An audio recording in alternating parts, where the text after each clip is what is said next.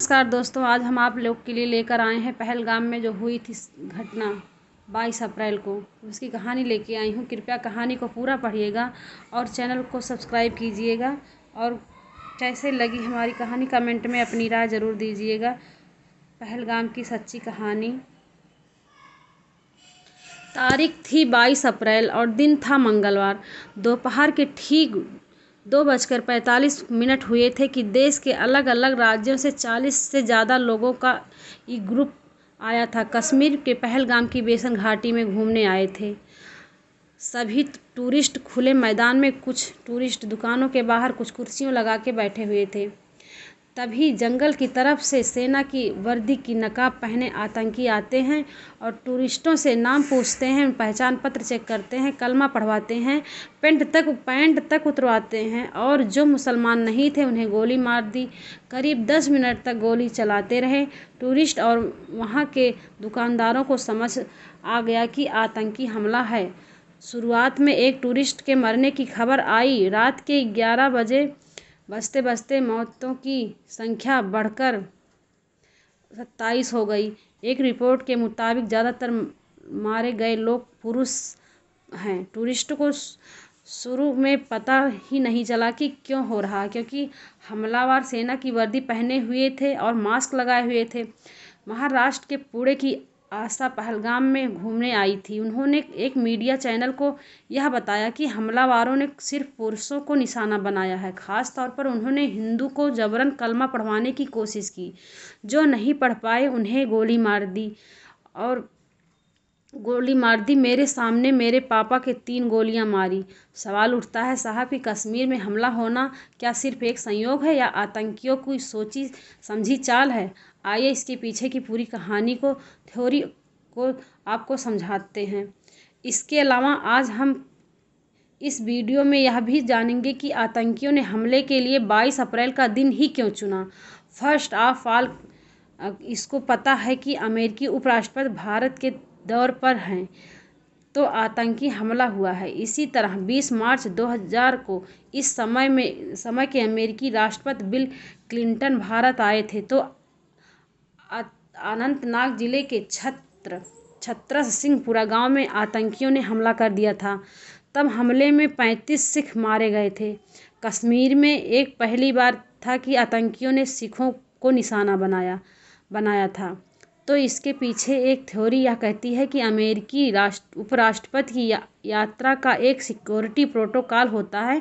उनके आने से पहले ही 2 C-17 ग्लोब मास्टर प्लेन आ गए थे। अमेरिकी एजेंसी ने डेरा जमा लिया। इंटेलिजेंस एक्टिव हैं। इसके बावजूद आतंकियों ने कश्मीर पर हमला करके यह संदेश देने की कोशिश की कि हम कभी भी कुछ भी कर सकते हैं और इससे अमेरिका की नज़र में इंडिया की छवि खराब हो सकती है। और दूसरी थ्योरी पर तार पीएम मोदी के सऊदी अरब से दौरे से जुड़ा हुआ और इसके साथ ही आतंकी संदेश देना चाहते हैं कि कश्मीर का मुद्दा मरा नहीं है। 22 अप्रैल को पीएम नरेंद्र मोदी सऊदी अरब से जेद्दा पहुंचे थे।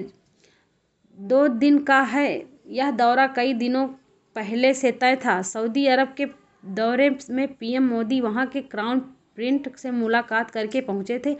दोनों नेताओं के बीच योग, मीडिया, मनोरंजन और खेल को लेकर MOU साइन होने की उम्मीद थी।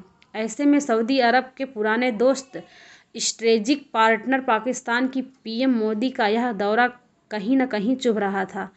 थिंक टैंक्स नोवा इंस्टीट्यूट के डायरेक्टर और पाकिस्तान एनालिस्ट कमर सीमा के अनुसार पीएम मोदी का सऊदी दौरा पाकिस्तान के लिए एक तरफ का चैलेंज है। और खबर ये भी है साहब कि सऊदी अरब पाकिस्तानी भिखारियों के लिए यह नियम ला रहा है। वहीं भारत के पीएम मोदी अरबों डॉलर की डील करने जा रहे हैं। तो आतंकियों ने यही दिन क्यों चुना? इसी वजह क्लियर हो चुकी है। यानी आतंकियों ने सऊदी अरब समेत मिडिल ईस्ट के मुस्लिम देशों और भारत सरकार को यह मैसेज देने की कोशिश की है कि कश्मीर का मुद्दा अभी खत्म नहीं हुआ है। Retired lieutenant general Sanjay Kulkarni कहते हैं कि आतंकी हमला टाइमिंग देखकर और सिस्टमैटिक मेथड के से किया गया है। भारत के प्रधानमंत्री मोदी मिडिल ईस्ट गए हुए हैं। ऐसे में यह वारदात भारत को नीचा दिखाने के लिए ही की गई है। अब सवाल है कि आतंकियों ने हमले के लिए पहलगाम जगह क्यों चुनी। तो यह बात इस बार अमरनाथ यात्रा 62 दिनों की होने वाली, जो 9 अगस्त को समाप्त होगी। हर साल होने वाली यह यात्रा हमेशा सिक्योरिटी के नज़रिए से काफ़ी सेंसिटिव है। यह यात्रा पर हमला होने का खतरा बना रहता है। इसके चलते जम्मू कश्मीर सिक्योरिटी और इंटेलिजेंस एजेंसियां चौकन्नी रहती हैं। तो इस बार जिस जगह हमला हुआ उसी जगह से अमरनाथ यात्रा शुरुआत होती है, यानी पहलगाम के बेस कैंप से यात्रा शुरू होती है। करीब 36 किलोमीटर का सफ़र तय करने के बाद श्रद्धालु अमरनाथ पहुंचते हैं। ऐसे में पहलगाम में हमला आतंकियों ने अमरनाथ यात्रा के लिए धमकी भी दी।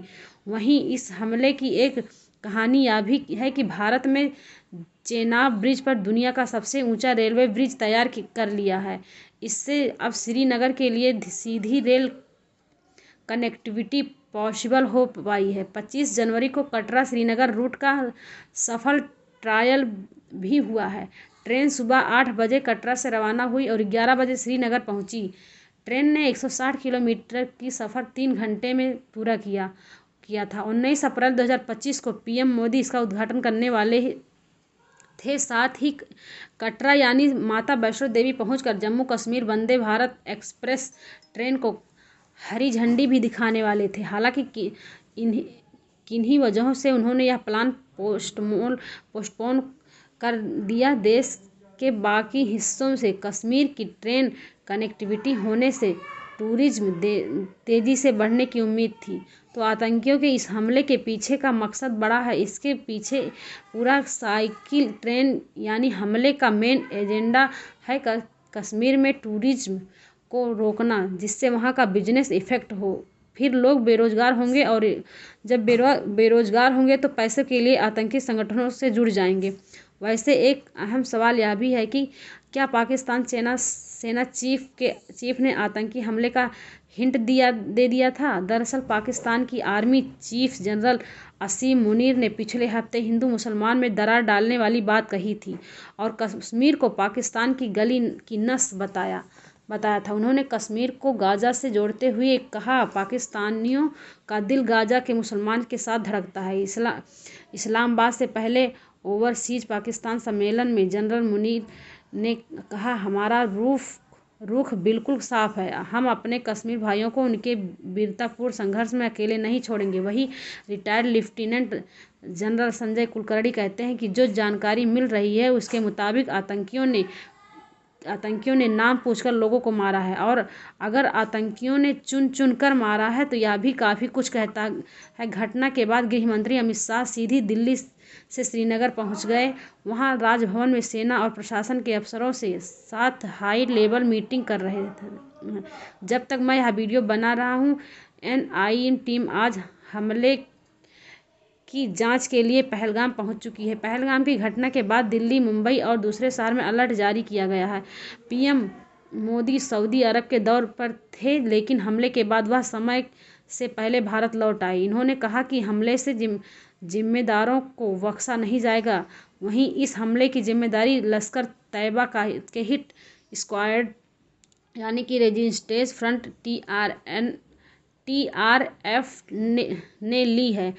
TRF का मास्टरमाइंड सज्जाद गुल है, जो कि पाकिस्तान में बैठकर इसे ऑपरेट करता है।